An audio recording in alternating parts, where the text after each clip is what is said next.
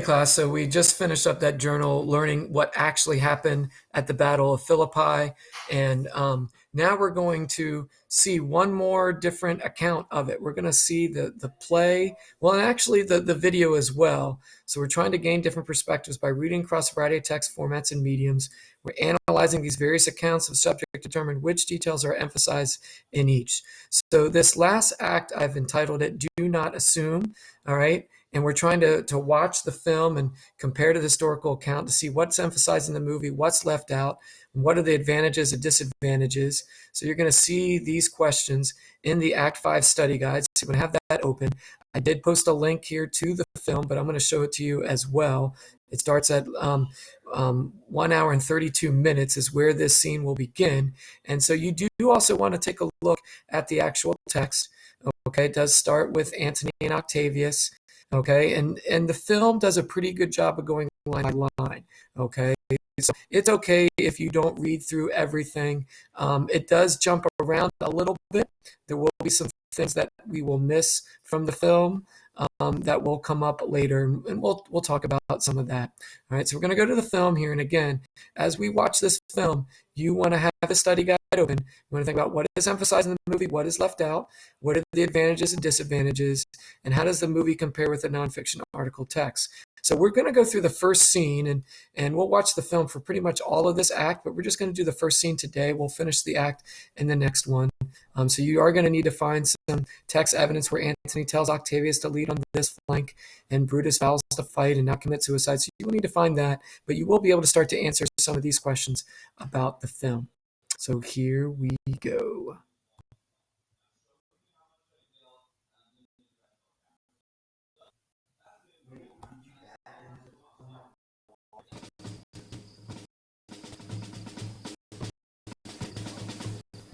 You want to think about the setting, about what the historical account said. It was marshland and hills, rocky land. These are a bunch of troops coming. We'll find out which troops those are.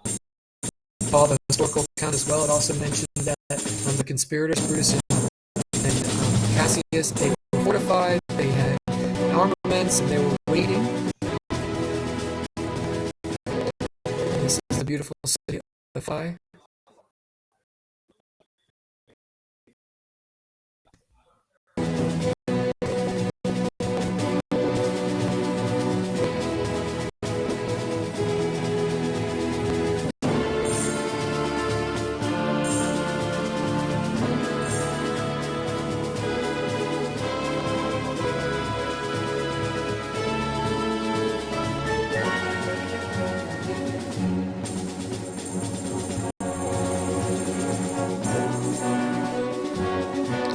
Again, you want to be thinking about what is emphasized and what is not. This is young Octavius, the new triumvirate. Take over here to talk to Mark Antony, which, remember that movie poster, Mark Antony is the man. He's the real big leader. Now, Antony, our hopes are answered. You said the enemy would not come down but keep the hills and upper regions. It proves not so. They're battle at hand. They're going to warn us at Philippi here.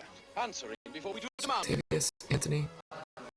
I am in their bosoms, and I know wherefore they do it.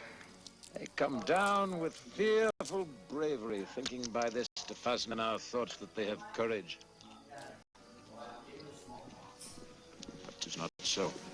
Prepare, you generals! The enemy comes on in gallant show! Their bloody sign of battle is hung out, and something to be done immediately! Octavius, lead your engine softly on. On the left hand of the even field.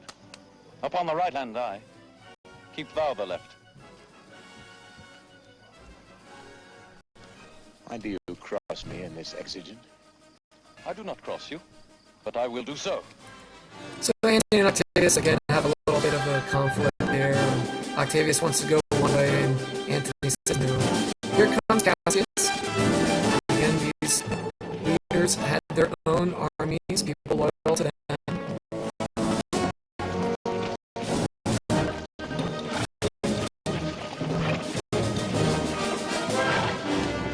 Notice the colors that they're wearing going to see Brutus would be in white. And that, right here comes Brutus. It's kind of beige. He has a white shirt underneath. And it kind of shows that he is honorable.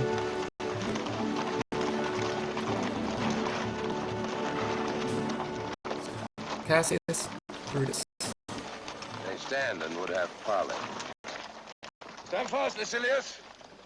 We must out and talk.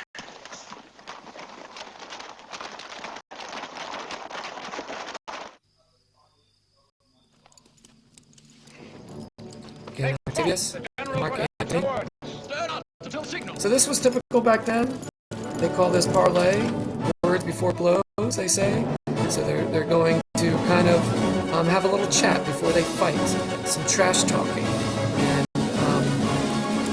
And sometimes, if they saw that one army was outnumbered the other, they might actually strike a peace accord, or they might negotiate and give some land to the person that would have lost.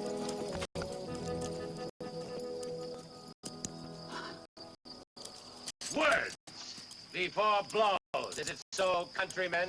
Not that we love words better as you do. Good words are better than bad strokes, Octavius. With your bad strokes, Brutus, you gave good words. When your vile daggers hacked one another in the side of Caesar, you showed your teeth like apes and fawned like hounds and bowed like bondmen, kissing Caesar's feet. You flatterers. Flatterers? Now, Brutus, thank yourself. This tongue had not offended so today, if Cassius might have ruled. Come, the cause. If arguing make us sweat, the proof of it will turn to redder drops. Look, I draw a sword against conspirators. When think you that the sword goes up again? Never, till Caesar's 33 wounds be well avenged, or till Octavius Caesar shall add his slaughter to the sword of traitors. Caesar, thou shalt not die by traitor's hand. So, I was not born to die on Brutus' sword. Oh, if thou wert the noblest of thy strain, young man, thou couldst not die more honorable.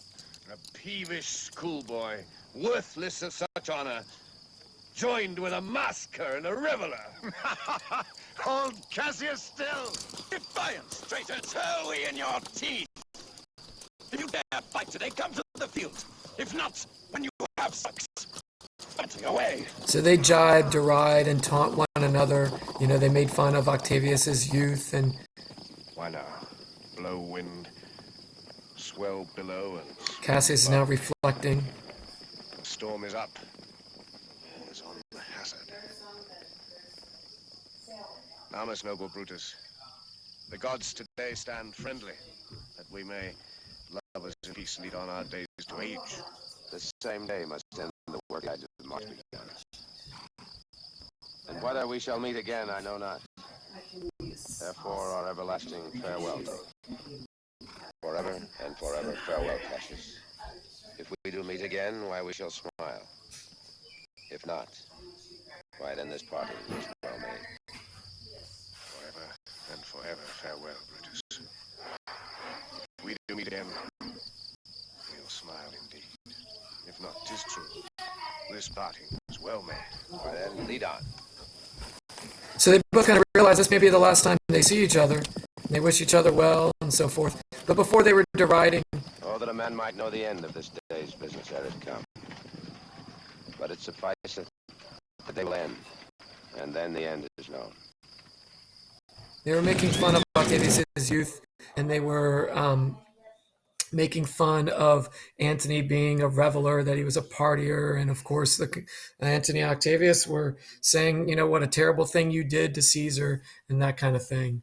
All right. Now, what's important is you want to read the rest of this scene, okay?